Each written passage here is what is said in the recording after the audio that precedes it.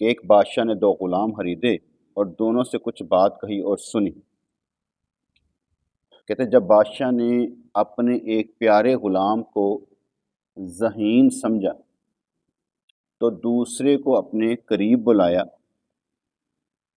جب بادشاہ نے اپنے ایک پیارے غلام کو ذہین سمجھا تو دوسرے کو اپنے قریب بلایا۔ اس کی گفتگو اور منہ کی بو سے وہ ناخوش ہوا۔ کہا کہ گندہ دہن ہونے کی وجہ سے تو ہم مجلس تو بنے گا مگر قریب نہیں آئے گا۔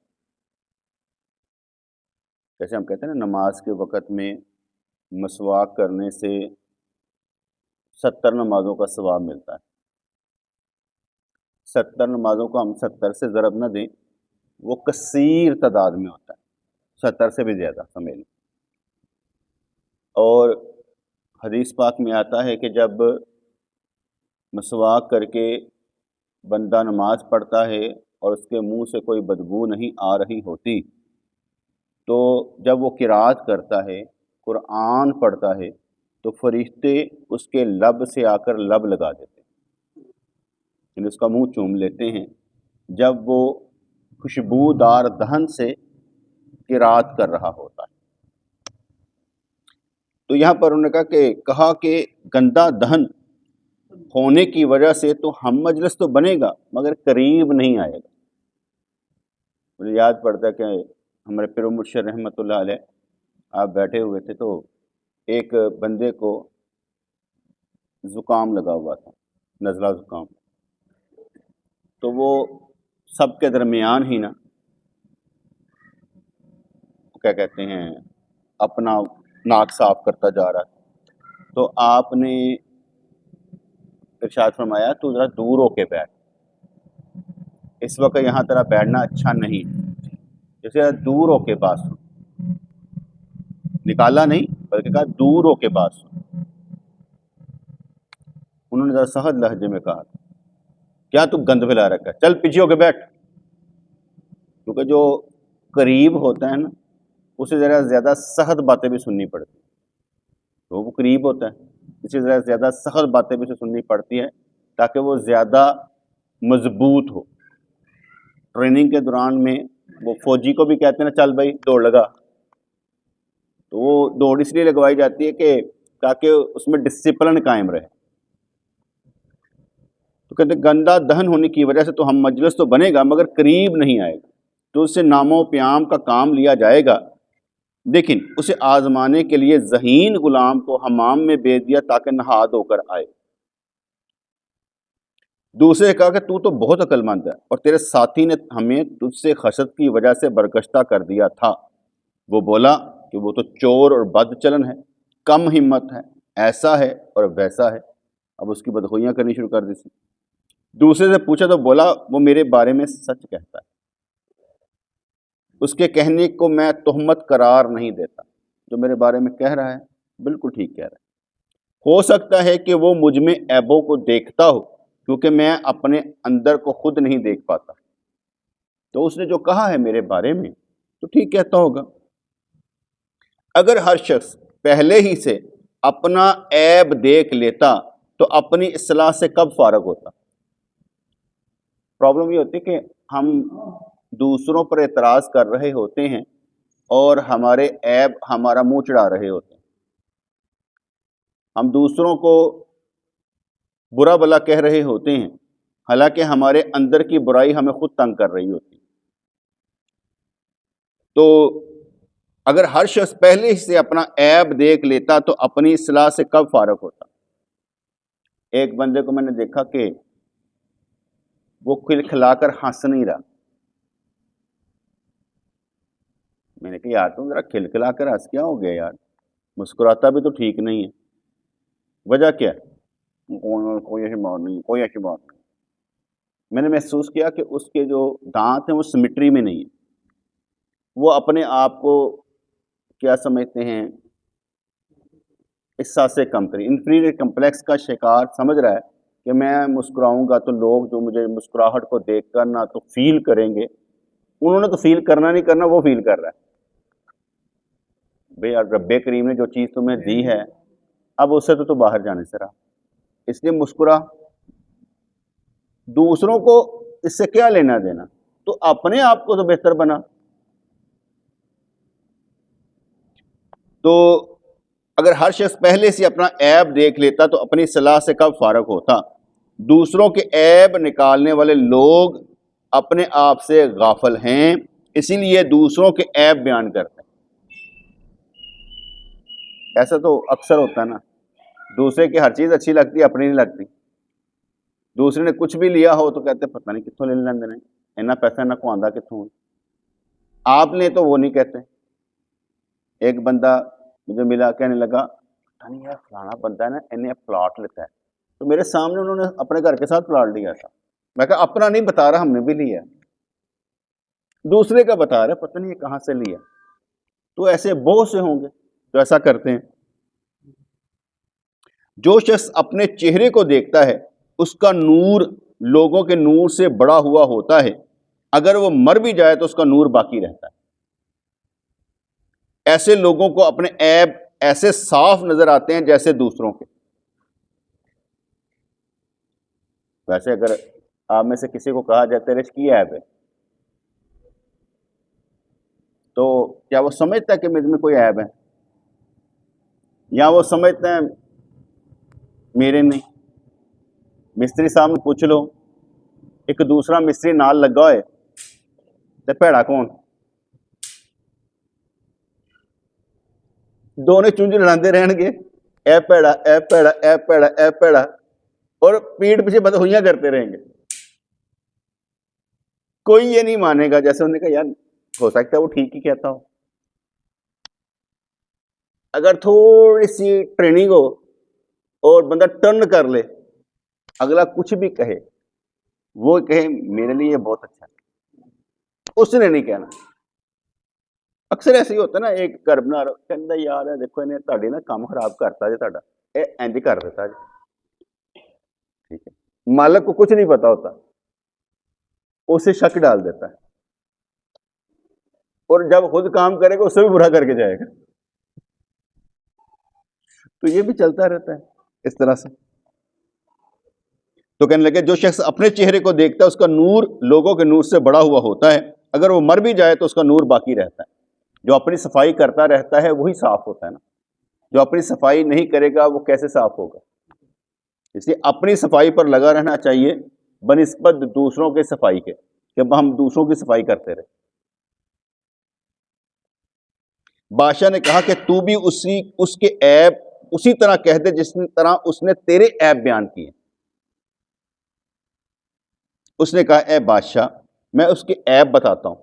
اس کا عیب محبت اور وفاداری ہے, سچائی, ذہانت اور ہمدردی.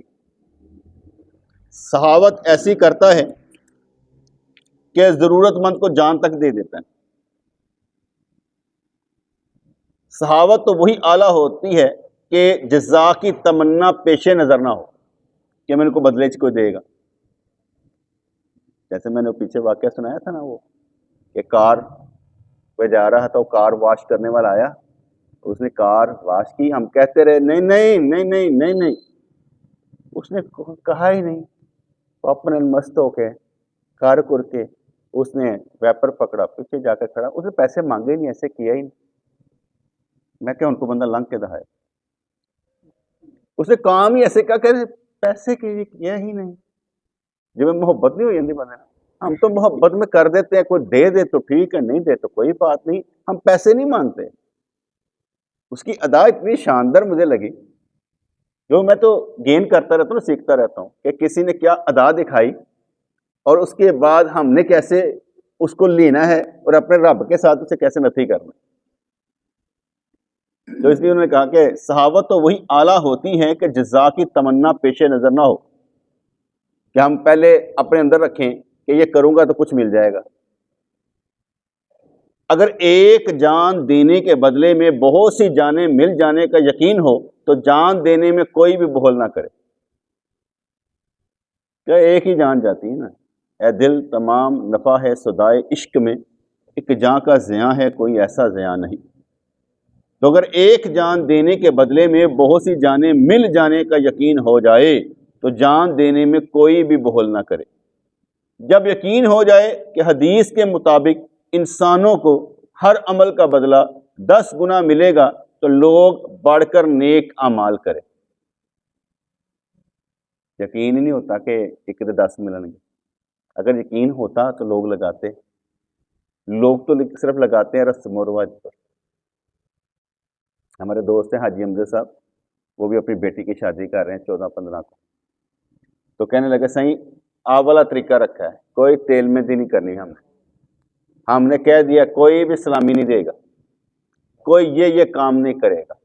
صحیح میں نے بچوں کو بھی سمجھایا، انہوں نے کہا ابو آپ جیسے کہیں ٹھیک ہے۔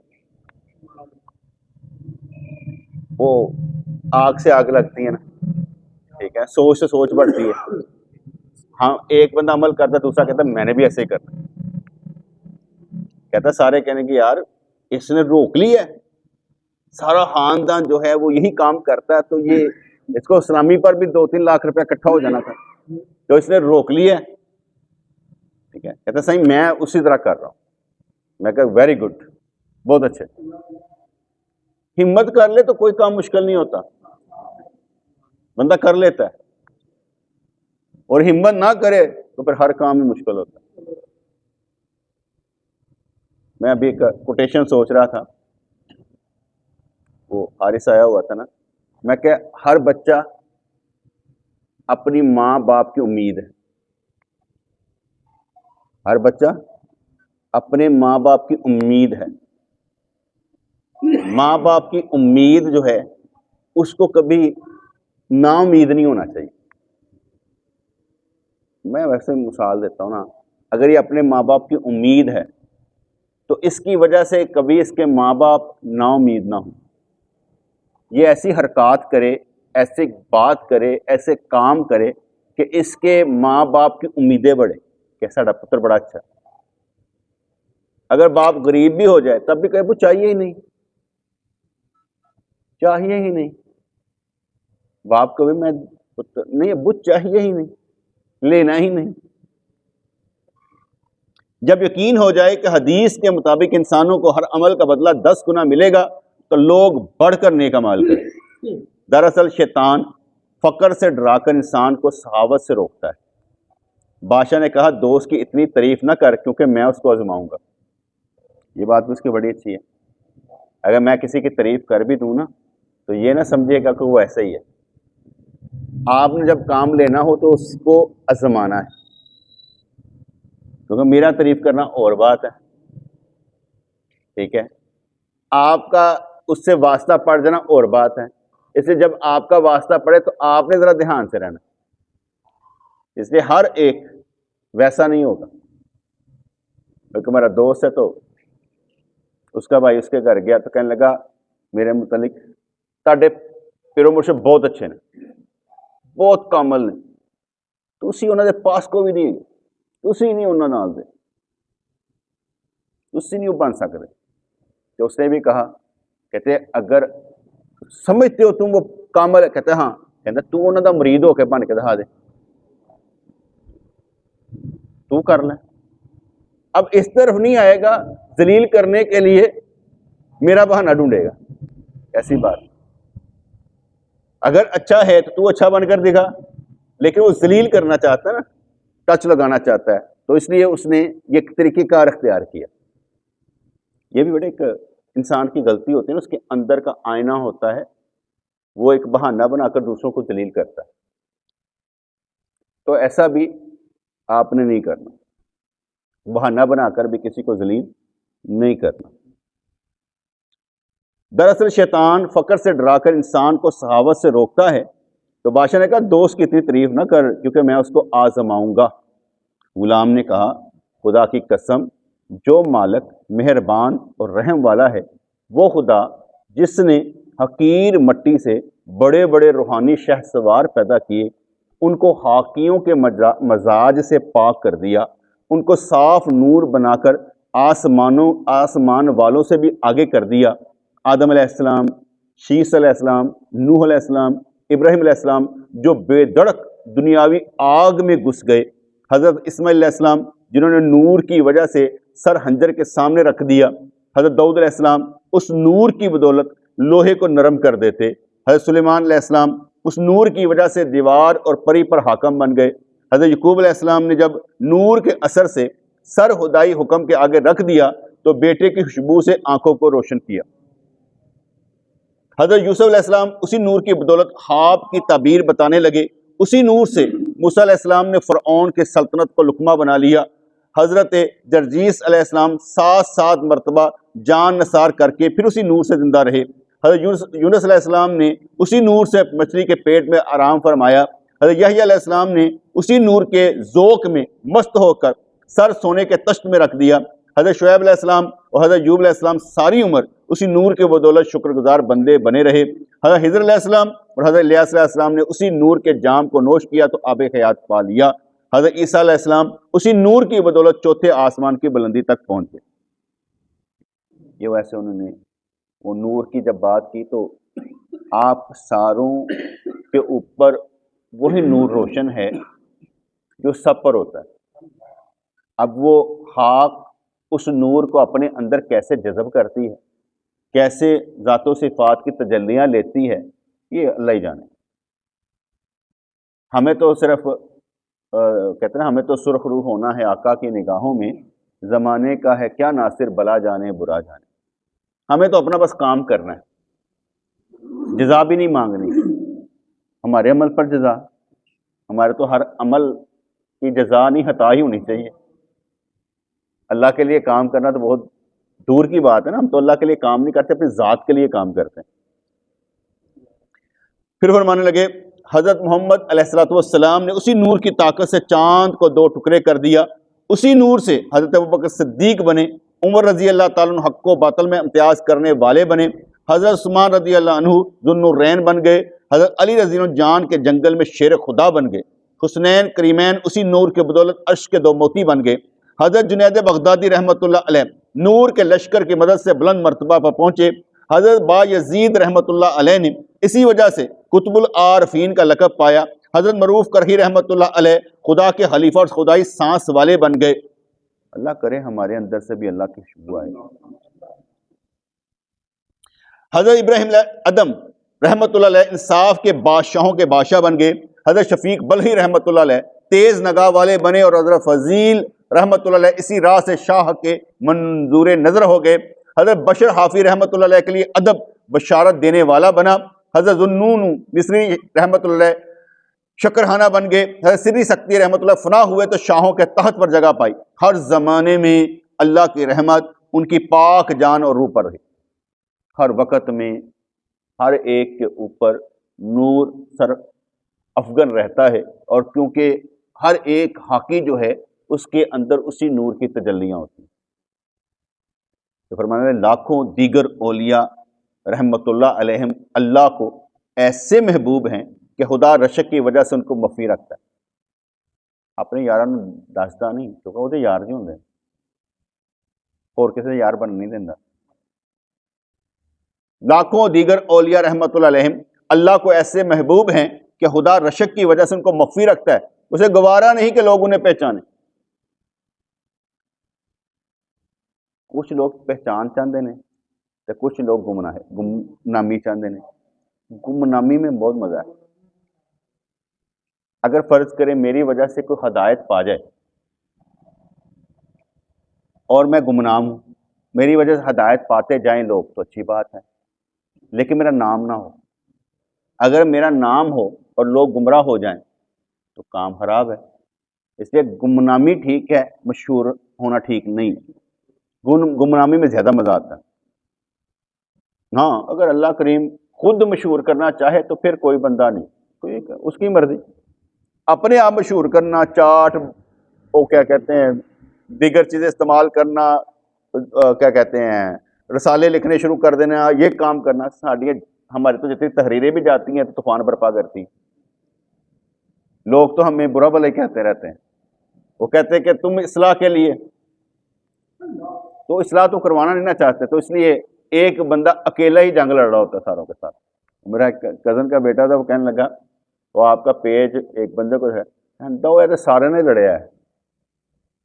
اعلیٰ حضرت رحمت اللہ علیہ نے ہر ایک پر کفر کے فتوے دیے. جس نے تھوڑی سی بھی حضور کی شان میں گستاخی کی، ایک لفظ بھی بولا، جس نے جو کیا، اعلیٰ حضرت اس پر فتوے لکھے ہیں اہل سنت کے عالم میں، کیونکہ وہ برداشت نہیں کر سکتے تھے کہ جو جتنے فتنے ہیں وہ اہل سنت میں داخل ہو جائیں. تو ہم بھی وہی کر رہے ہیں. ہم کہہ رہے ہیں صرف اہل سنت، جو ادھر ادھر کے سب باہر نکل جائے، سب جھوٹ بولنے والے. اولیاء کاملین مچھلیوں کی طرح ہوتے ہیں. جیسا مچھلی پانی کے بغیر زندہ نہیں رہ سکتی، اس طرح یہ لوگ تقرب الہی کے بغیر زندہ نہیں رہ سکتے. مچھلی پانی کے بغیر، یہ اللہ کے قرب کے بغیر زندہ نہیں رہ سکتے. دوری گوارا ہی نہیں ہے. پاس ہونے کے لیے لاکھوں جتن کرتے ہیں، اس کی محبت پانے کے لیے ہر قدم اٹھاتے ہیں، ہر کام کرتے ہیں اور ہر بات سہتے ہیں تاکہ اللہ کریم ان سے راضی ہو جائے. خدا کی پوری صفات میں اس کا کوئی نام ظاہر نہیں کر سکتا، اور ملکیت حق کتنی ہی مضبوط کیوں نہ ہو، وہ ملکیت خداوندی کی بنسبت ہیچ ہے. شاہ پوچھے گا تیرے پاس کیا ہے، دریا کی تہ سے کیا موتی لایا ہے، مرتے وقت تیری ظاہری حص بیکار ہو جائے گی، صرف روح کا نور جو کہ تیرے دل کا رفیق ہے تیرے کسی کام آ سکے. ابھی نظر نہیں نہ آتا بیٹے، ابھی تو ہم ہنستے مسکراتے کھیلتے کھاتے پیتے چل رہے ہیں، بس تھوڑا سا بیمار ہو رہنے دیں. جیسے یہ امید ہوگی نا مرنا ہے، حالت دیکھنے والی ہوگی، اس وقت ہر چیز لگے گی یار یا اللہ میں دوبارہ تو کر، میں ٹھیک ہو کے نا میں صحیح کام کراں گا. پر وقت ہاتھ سے نکل گیا ہوتا ہے. وقت آج ہی ہے، جو کرنا کر کے دکھا دے. تو فرماتے رہتے ہیں کہ قبر میں اس آنکھ کو تو مٹی بھر دے گی، تو کیا قبر میں روشنی کرنے کے لیے روح کا نور ہے؟ حیوانی روح موت آنے پر فنا ہو جاتی ہے، تو کیا تم نے کوئی نیکی خدا کے دربار میں پیش کرنے کے لائق رکھی ہے؟ کوئی ایسی نیکی اپنی اللہ کی بارگاہ میں پیش کرنے کے قابل ہو کہ یا اللہ میں نے یہ کیا ہے، کر کے دکھاؤ. کیا وہ جوہر تیرے پاس موجود ہے جو کسی دوسری چیز کا محتاج نہ ہو؟ نماز و روزہ حرکات اور قوال کا مجموعہ ہیں، ان کا وجود دوسرے زمانے میں قائم نہیں رہے گا. یہ آراز ہیں، ان کو ایک جگہ سے دوسری جگہ منتقل نہیں کیا جا سکتا. مطلب ان کا کہنے کا ہے کہ جب ہم قربانی کرتے ہیں اللہ کے پاس گوشت نہیں جاتا، خون نہیں جاتا، ہڈیاں نہیں جاتی، تیرا تقوی اور پرہیزگاری جاتا ہے. اس لیے یہاں سے کچھ اوپر نہیں جاتا، جو جاتا ہے تیرا اپنی نیت، تیرا اپنا ثواب، تیرا اپنا خلوص جاتا ہے. آراز کو جوہر میں تبدیل ہونا چاہیے، جیسے پرہیز سے مرد جاتا رہتا ہے. کوشش کر اور پرہیز یعنی جوہر حاصل کر لے جس سے کڑوا منہ میٹھا ہو جاتا ہے. کھیتی باڑی کرنا عرض ہے، لیکن زمین کی مٹی جو جوہر ہے تبدیل ہو کر اناج بن جاتی ہے. نکاح عرض ہے جس کا جوہر بچہ ہے. باغ کا لگانا عرض ہے، اس کا پھل جوہر ہے جو کہ مقصود ہے. دربار خداوندی میں آراز کو پیش نہیں کیا جائے گا بلکہ روح پیش ہو جو کہ جوہر ہے. تجھے اپنے اعمال کی پیداوار دکھانی پڑے گی. بکری جوہر ہے لیکن اس کا سایہ عرض ہے. بکری کی قربانی سے تقرب حاصل ہوگا، نہ کہ سائے کی قربانی سے. انہوں نے بتا کہ میں قربانی کرا سائے دے ہوتے نہیں ہونا. ٹھیک ہے، وہ کہتے ہیں نا کہ ایک بندہ اپنے سائے پر آگے سایہ چلے تیر چلایا جا رہا تھا، کچھ بھی نہیں ہونا. اگر پرندہ اوپر جا رہا ہے نیچے سایہ ہے تو سائے پر تو نہیں مارنا، پرندے پہ مار. ٹھیک ہے، بندوں کو نہ خوش کر، اللہ کو خوش کر. اپنے ہر عمل کو اس کے نام کر کے دکھا. غلام نے بادشاہ سے کہا کہ اگر عبادات کوئی آراز کہہ کر ناقابل انتقال کہا جائے گا تو عبادات کی اہمیت ختم ہو جائے گی اور عابدوں میں میوسی پیدا ہو جائے گی، وہ عمل کرنے سے باز رہیں گے. اگر آپ کہتے ہیں کہ عرض ساتھ رہنے والا نہیں ہے تو سب کچھ باطل ہوگا. شاہ نے کہا کہ ہر عمل نیت کے لحاظ سے شکل اختیار کرے گا، نیت ہی اصل جوہر ہے. میں نے ایک سوال پیش کیا تھا نا، جب بھی کوئی کام کرنے لگو، جب بھی کوئی بات کرنے لگو، دل میں پوچھو کس کے لیے اور کیوں کر رہا ہے، بس تیری نیت صاف ہو جائے گی. کر کیوں رہا ہے؟ تو اس لیے انہوں نے کہا کہ نیت ہی اصل جوہر ہے. ماں باپ کی ہم بستری عرض ہے، اس نے بچے کی جوہری صورت اختیار کر لی. ایک انجینئر کا ذہنی خاکہ جوہر کی صورت میں مکان بن جاتا ہے. ہر پیشے میں کاریگری ایک تصور قائم کرتا ہے جو عرض ہوتا ہے، اور پھر وہ تصور جوہری صورت اختیار کر لیتا ہے. خیال پہلے آتا ہے، اس کے بعد عمل ہوتا ہے، نیت سب سے پہلے، کس نیت سے ہم کام کر رہے ہیں وہ سب سے پہلے۔ عالم ازل میں عالم کائنات بھی سورہ المیہ ہی کا مجموعہ تھا، اس کے بعد تمام اشیاء کا وجود ظاہر میں ہوا۔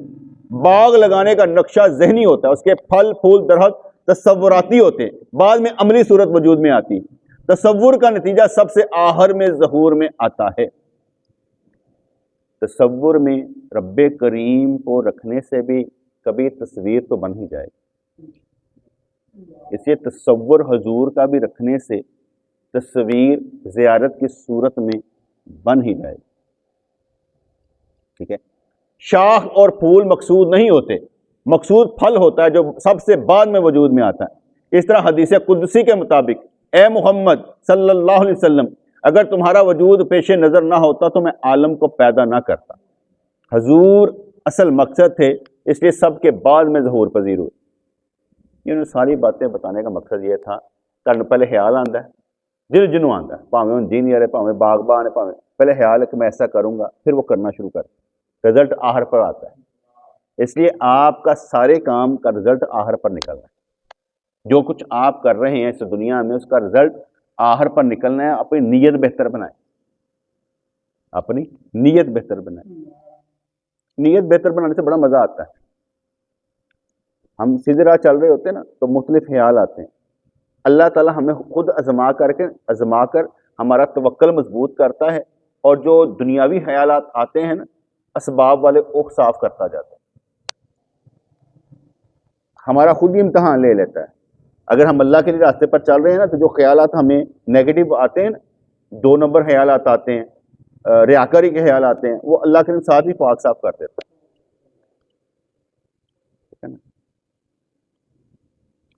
تو کہتے ہیں عرض کے پیدا کرنے کا اصل مقصد جوہر کو پیدا کرنا ہوتا ہے۔ آپ کو پیدا کرنے کا مقصد کیا تھا؟ وَمَا خَلَقْتُ الْجِنَّ وَالْإِنسَ إِلَّا لِيَعْبُدُونِ، جنوں اور انسانوں کو پیدا کرنے کا مقصد ہے عبادت۔ بندے عرض، مقصد عبادت۔ جیسے پھل کو پیدا کرنے کا مقصد اس کا مزہ یا استعمال ہوتا ہے، قرآن پاک میں ہے بے شک انسان پر ایسا وقت آیا جب وہ کچھ بھی نہیں تھا، پہلے مٹی، پھر نطفہ، پھر ماں کے پیٹ میں کاریگری، اور اس کے بعد باہر نکلتا ہے، پہلے کچھ بھی نہ تھا۔ کتنا بڑا جوا ہے۔ اپنی زندگی میں سب سے پہلے ہم لڑکی اور لڑکے کا نکاح کرتے ہیں، رشتے ملنے ہی مشکل ہے، ملتے ہی نہیں۔ جیسے وہ کل کا رشتہ میں نے بتایا تھا نا کہ وہ جو ہمارا کزن تھا تو اس نے کہا جناب کشمیریاں کا رشتہ ہونا چاہیے، میرا منڈا ڈاکٹر ہے تے کڑی بھی کشمیری ہونی چاہیے، ڈاکٹر ہونے چاہیے۔ ساڈے گھر آ کے دیکھ لو، ساڈی گلی جڑی ہے نا، سڑک وہ کار گھروں نکلتی ہے تو وہ گھر تک جانی چاہیے، گلیاں نہیں ہونی چاہیے جیسے کار پھسے۔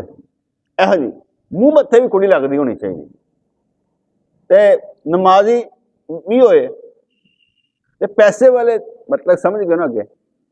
اب بندہ ان سارے لوازمات پورے کر رہے، ٹھیک ہے، سمجھ نہیں آتا۔ وہ جیسے ہمارے کہتے ہیں نا، میرا دل کرتا میرا پوترا بھی جڑا نا وہ سونے کا چمچ لے کے پیدا ہوئے ایمان دی حالت۔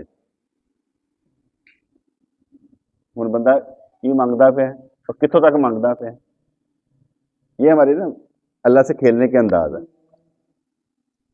تو اگر وہ شادی والا سیزن ہو بھی جاتا ہے پھر اس کے بعد پھر رولا پڑ جاتا ہے، اولاد نہیں ہو رہی، اولاد نہیں ہو رہی۔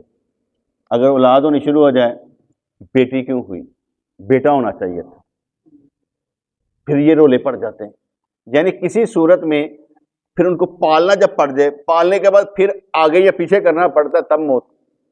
بیٹی کو آگے بھیجنا پڑتا ہے، پتہ نہیں رشتہ کس طرح ملے گا، بیٹے کے بیٹی لانی پڑتی ہے، پتہ نہیں کیسی آ جائے گی۔ آپ مجھے بتائیں آخر میں زیادہ تر لوگ نا امید نہیں کھڑے ہوتے، وہی بابے جو باغوں میں جا کر نا اپنے نوحہ نا وہ کر رہے ہوتے ہیں شکایتیں، بس کچھ دن ہی سانو ہوگی، کچھ دن۔ اب کہاں سے نکلے اپنی شادی سے، آخر پر کہاں پر گئے کوئی پوچھ نہیں رہا۔ سب ایسے ہی ہیں، دوسروں کو پوچھنا سیکھیں، آپ کی زندگی بن جائے۔ آپ کہتے ہیں ہمیں پوچھا جائے، آپ دوسروں کو پوچھا کریں، فائدے میں رہیں گے۔ قرآن پاک میں ہے بے شک انسان پر ایسا وقت آیا جب وہ کچھ بھی نہیں تھا، یعنی سب اشیاء پہلے مثالی صورتوں میں تھی اور پھر عالم شہود میں آئیں جنہیں ہم اپنے حواس سے پہچانتے ہیں۔ اس طرح روح کا انتقال کا عمل بھی اسی دنیاوی زندگی کے اعمال کے نتیجے کے طور پر عالم ثانی کے جوہر کے زور پر ظاہر کیا جائے گا۔ اسی عالم کے اعمال جو کہ عرض ہیں ان کا جوہر عالم ثانی کی خلقت کے طور پر ظاہر ہوگا، یعنی جب آپ مریں گے آپ کے نیک اعمال آپ کے کام آئیں گے۔ حدیث پاک میں آتا ہے ادھر نماز کھڑی ہو جائے گی، ادھر روزہ کھڑا ہو جائے گا، ادھر حج کھڑا ہو جائے گا، تو کسی جگہ پر صدقہ کہے گا یار کچھ گھاٹا رہ جائے تو میں بھی آئی آؤں گا۔ آپ کے اعمال آپ کا ساتھ دیں گے، آپ کے اعمال آپ کے ساتھی ہیں، دوست ہیں۔ تو دوست طاقتور ہی ہونے چاہیے نا، انہیں ساتھ دیں گے تو پھر اگر ایسے نمازی ہوں گے تو نماز سارا ساتھ دے گی۔ جیسے حدیث پاک میں کہا جاتا ہے یہ جب بندہ اچھے طریقے سے نماز پڑھتا ہے تو وہ خوش ہو کر اوپر جاتی ہے، یا اللہ جس نے مینو نبھایا نا تو بھی اتنا نبھا، اور اگر برے طریقے سے ہو تو لپیٹ کر منہ پہ مار دی جاتی، نہیں چاہیے تیری نماز۔ تو یہ بھی ہمیں معلوم ہوتا ہے، اس لیے ہر ایک کی شکل ہے، آپ کے ہر بول پر سبحان اللہ پر جنت میں درخت لگ جاتا ہے، آپ کے جذبے پر وہاں پر نہریں بہتی ہیں۔ اس لیے ہر ایک عمل کا بھی فائدہ ہے، دیکھنے کا علیحدہ، سننے کا علیحدہ، ہر چیز کا اپنا اپنا۔ عرض اور جوہر کی وہی نسبت ہے جو انڈے اور مرغی کی ہے، عرض اور جوہر کی وہی نسبت جو انڈے اور مرغی کی ہے۔ انڈے سے مرغی اور مرغی سے انڈا بنتا ہے، اس طرح عرض سے جوہر اور جوہر سے عرض بنتے رہتے ہیں۔ ماں باپ کی ہم بستری سے بچے پیدا ہوتے رہتے ہیں۔ بادشاہ نے پوچھا تمہاری بات مان لیتا ہوں کہ عرض جوہر بن جاتا ہے تو تمہارا کوئی عمل جوہر بنا؟ انہیں نہیں کہانی سنان تو بعد آہتے اچھا تیرا کوئی بنیا کہ نہیں، کہ گلیں ہی سنی لے تک۔ غلام نے جواب دیا عرض بصورت جوہر دنیا میں نمایاں نہیں کیا جاتا، قدرت کا یہی قانون ہے، ورنہ یہ دنیا آزمائش کی جگہ نہ رہے۔ لوگوں کے اس دنیا کے اعمال جوہر کی صورت میں دوسری دنیا میں نمایاں ہوں گے، مومنوں کی اچھی صورتوں میں اور کافروں کی بری صورتوں میں۔ اس دنیا کے اعمال کی جزا پوشیدہ ہے لیکن حسان خدا کی نظروں میں ظاہر ہے۔ اللہ والوں کو پتہ چل جاتا ہے کہ جزا کیا مل رہی ہے اور دوسروں کا حال کیسا ہے، عام بندے کو تو پتہ بھی نہیں چلتا، عام بندے کو یہ بھی نہیں پتہ ہوتا کہ بنے گا کیا۔ میں ایک خواب دیکھ رہا تھا، خواب میں نے ایک بزرگ سے پوچھا، بڑی پرانی بات، میں نے کہا میرا کیا بنے گا؟ کہنے لگے بہت اچھا بنے گا، تو یہ جنت ملے گی، تیرے خورے غلمان ملیں گے، تیری شادی ہوگی، اس میں میری شادی بھی نہیں ہوگی، تیرے بچے بھی ہوں گے، بس اتنے کافی۔ اللہ اکبر۔ بادشاہ عارف کامل تھا، اس نے پوچھا تو اپنا عمل بتا کہ کس صورت کا ہے، میں سمجھ لوں گا اچھا ہے یا برا ہے۔ کی کردہ پہ 10 تو میں سمجھ لوں گا کہ اچھا ہے یا برا ہے۔ غلام نے کہا کہ جب آپ کا کشف اتنا بڑا ہوا ہے تو مجھ سے پوچھتے کیوں؟ شاہ نے کہا کہ اللہ کی سنت یہی ہے کہ وہ زبان سے کہلواتا ہے، حالانکہ وہ ہر چیز کا علم رکھتا ہے، اس لیے اس نے عالم کو بنایا ہے اور اسے عالم تکلیف قرار دیا ہے، کیونکہ انسان کبھی بیکار نہیں بیٹھتا، کوئی نہ کچھ کرتا ہی رہتا ہے، اچھا یا برا، کوئی نہ کوئی کام ضرور کرتا رہتا ہے۔ انسان کو کام پر اسی لیے مجبور کیا گیا ہے تاکہ اس کی پوشیدہ نیکی یا بدی کا وجود مشاہدے میں آ جائے۔ انسان کی بے چینی اس بات کی دلیل ہے اور اس کا قلبی تقاضا ہے کہ وہ عمل کرے۔ اللہ نے دنیا کو عالم اسباب بنایا اور سبب کا ایک اثر متعین کیا جو اس سے وجود میں آتا ہے۔ ایک سبب کی وجہ سے ایک مسبب وجود میں آتا ہے، پھر مسبب سبب بن کر کسی دوسرے مسبب کو موجود کر دیتا ہے۔ نیکیاں اس طرح چلتی رہتی ہیں، آپ کرتے ہیں آگے سے آگے، آگے سے آگے۔ مجھے یاد پڑتا ہے کہ ایک بندہ، اس کو کسی نے پالا اور اس نے خوب پڑھ کر کمائی کر کے امریکہ چلا گیا۔ کسی وقت میں ملا، کہا تیرا کیا حال ہے؟ کہتا وہی حال ہے، ایک پینٹ ہے، 2 شرٹاں نے، باقی سارا میں اپنے جیسے بچیاں دے اتنے لانا، کیونکہ مینوں بھی کسی نے میرے تے بھی لایا سی، میں بھی اگے لائی جا، اپنے کول نہیں رکھنا۔ باپ بیٹے کے وجود کا سبب بنا اور مسبب ہوا، پھر وہ پوتے کے وجود کا سبب بن گیا، کہ اگے چلتا رہتا ہے۔ یہی سلسلہ نسل در نسل چلا آتا ہے۔ بادشاہ اور غلام کی گفتگو یہاں تک ہوئی کہ بادشاہ نے غلام کے اعمال کی صورتیں دیکھنے کا ذکر کیا، چونکہ بادشاہ عارف کامل تھا، ہو سکتا ہے کہ اس نے اپنے کشف سے دیکھ لیا ہو۔ گلاں ذرا مشکل سن، ایسے میں کوشش کی ہے دسن دی کہ بھئی اصل مقصد کی ہے کہ بھئی جدو تسی خیال کرو گے تو پھر کیا ہوگا، خیال آپ کو کہے گا کر کے بھی دکھا، عمل کیسے ہوگا۔ آپ کسی کو پلان دیتے ہیں، منصوبہ دیتے ہیں، پھر کہتے ہیں کہ یہ اب مٹیریلائز کیسے ہوگا، ویژولائزیشن سے مٹیریلائزیشن کیسے ہوگا، اس لیے ہم پہلے خیال دیتے ہیں، اس کے بعد کہتے ہیں یار اس طرح بننا چاہیے، اب مکان بنے کہتے ہیں نہیں یار اینو اس طرح نہیں اس طرح بنا دو، میں اس طرح چاہتا ہوں، پہلے خیال آتا ہے۔ آپ کی نیت سب سے پہلے دیکھی جاتی ہے، نیت المومن خیر من عملہ ہی، مومن کی نیت اس کے عمل سے بہتر ہے۔ نیت اس کی بہت اچھی سی، عمل اس طرح نہیں کر پایا لیکن نیت اس کی اچھی تھی، اس لیے اس کی نیت پر ہی اسے اجر ملے گا۔ نیت کے ساتھ ڈر بھی لگا ہوتا ہے، نیت کے ساتھ خوف بھی لگا ہوتا ہے، نیت کے ساتھ محبت بھی لگی ہوتی ہے، نیت اکیلی نہیں ہوتی، نیت پر نظر رب کریم کی ہوتی ہے۔ اس لیے عرض اور جوہر ساتھ ساتھ ہی، اس دنیا کے اعمال جو ہیں عرض ہیں، آگے جا کر ہمیں پتہ چلے گا کہ انہوں نے کون سی صورت اختیار کی۔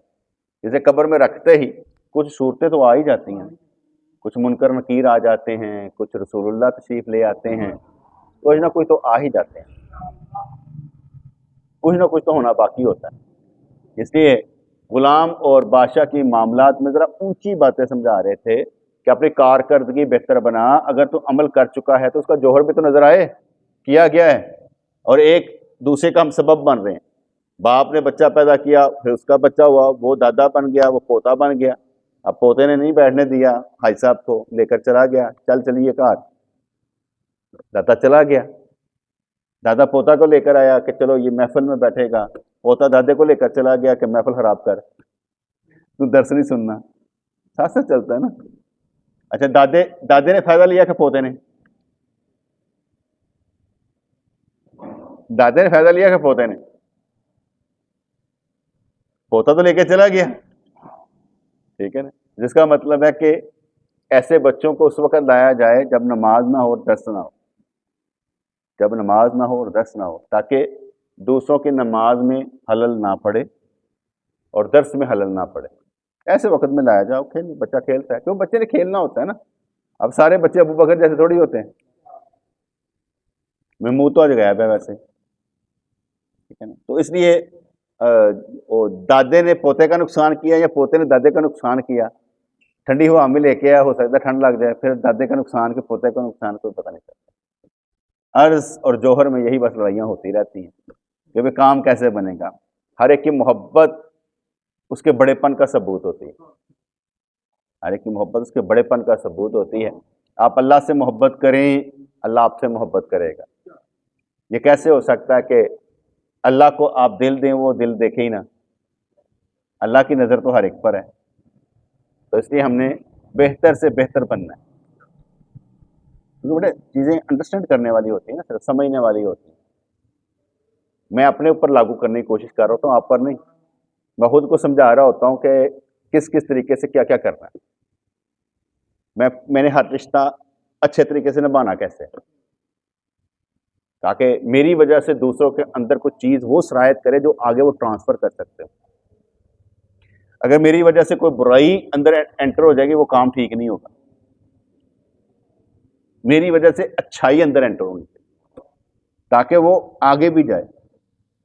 اس لیے مجھے غصہ نہیں کرنا، ٹھیک ہے، مجھے یقین کی کیفیت میں رہنا ہے، مجھے اچھا بننے کی کوشش کرنی ہے اور دوسروں کو سنبھالنے والا بننا ہے۔ ربنا تقبل منا انک انت السمیع العلیم وتب علینا انک انت التواب الرحیم۔ یا اللہ، وہ نور جو نبیوں کو حاصل ہوا، جن کی وجہ سے وہ مرتبے پا گئے، اسی نور کا حامل ہمیں بھی بنا دے۔ یا مالک میرے پروردگار، ہماری طرف سے جو سبب چلے وہ اچھا ہی اچھا ہو، کبھی برا نہ ہو، ہماری نسلوں کی خیر کر دے، ہماری نسلیں نسل در نسل حضرت عیسیٰ علیہ السلام کے ساتھ ایمان والی حالت میں آئیں، خوشیاں ہمارا گھر دیکھ لیں، رحمتیں ہمارا گھر دیکھ لیں، برکتیں ہمارا گھر دیکھ لیں، تو ہمارا بن جا اور ہمیں اپنا بنا لے۔ آمین برحمتک یا ارحم الراحمین۔